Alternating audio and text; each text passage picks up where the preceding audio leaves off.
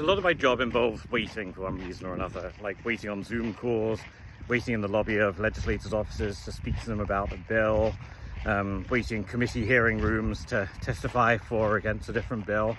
That's normal, that's expected, but today I waited for about 2 hours for no reason, so I'm a little bit ticked off. There was a committee hearing of the Oregon House Housing and Homelessness Committee today, and there was a really good bill that they were discussing, House Bill, I want to say 2138 I think it was, that would authorise more building of missing middle housing, so duplexes, triplexes, quadplexes, townhomes, cottage courts, small apartment buildings, the kind of infill development that you need to increase density, solve the housing crisis and make neighbourhoods more affordable for people. I was prepared with my testimony. What I usually do with bills like this is I'll have my written testimony that I submit in advance, and I'll have like a rough outline of some oral remarks I'm going to make, but generally speaking I like to improvise a little bit. You don't want to just repeat what other people have said before necessarily. You want to keep it fresh, keep it interesting.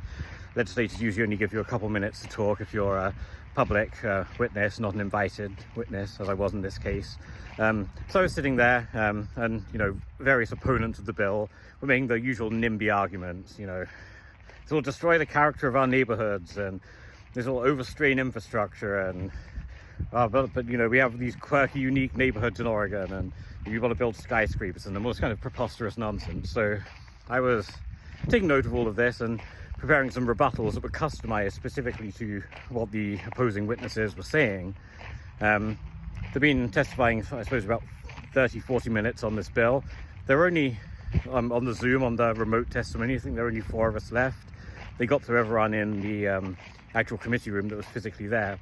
And then they decided they were just done for the day and they wrapped up. So I wasted 2 hours of my life just sitting in a committee hearing to testify on behalf of a good bill that and then ended up getting called to testify anyway. And that happens sometimes, and one of the parts of this job that I'm still learning, because, you know, I work on bills in all different states, so I have to know the different legislative timetables, procedures, how things work in all these different states. Before that, I only knew about Texas and how Texas works. So, you know, maybe that's normal in Oregon. They only have a certain amount of time, and that's probably on me. I should have checked beforehand.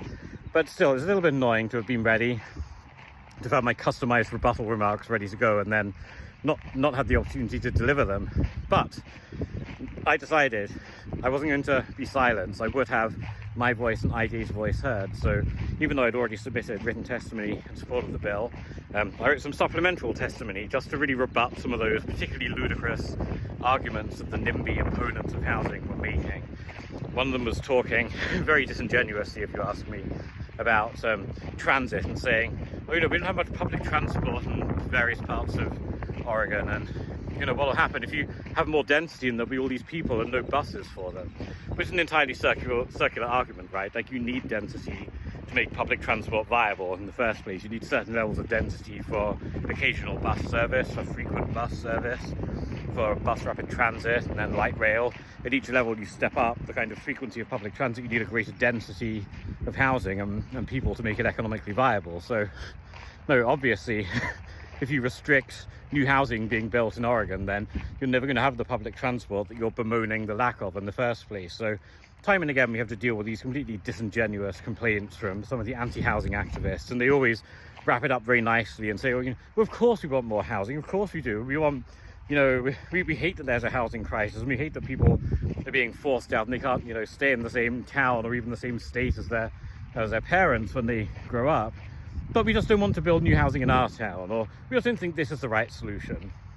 Well, what is the right solution? Well, they never come up with one, or they do, and it's something preposterous and ineffective, like rent controls, or, you know, these government mandated things that never actually work and don't fix the supply side problem. So I was ticked off, I didn't get to talk, so I spent 30 minutes hammering out some additional supplementary written testimony, because in Oregon, one thing I do know is that you have 48 hours after a committee hearing, you can still submit written testimony. So I spent a little bit of time venting my frustration on the keyboard, just rebutting some of those additional points. But yeah, a little bit of a frustrating day today. A lot of my job is, I have a lot of competing priorities. There's lots of bills in my different subject areas in different states, and I have to prioritize where should I be spending my time.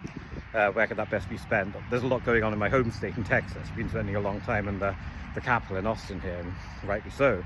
But I thought this bill, you know, Oregon has a fairly acute housing crisis, and this would be useful for me to testify, but then didn't have that opportunity to give in-person testimony. So could have probably allocated my time a little bit better, but I didn't know. So I've been just walking off some of my stress.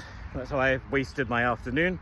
Hopefully have a more productive day tomorrow. Tomorrow I'll be back at the Texas State Capitol in Austin, testifying for the House Land and Resource Management Committee on 2 very good zoning reform bills, having some more meetings in support of our economic liberty agenda, and also our property rights, criminal justice reform agenda as well. Some stuff on civil asset forfeiture reporting and repeal bills. It's good too. So at least there I know I'll get to speak, because I have meetings set with legislators and their staff. So that should be good. I'll check in with you later.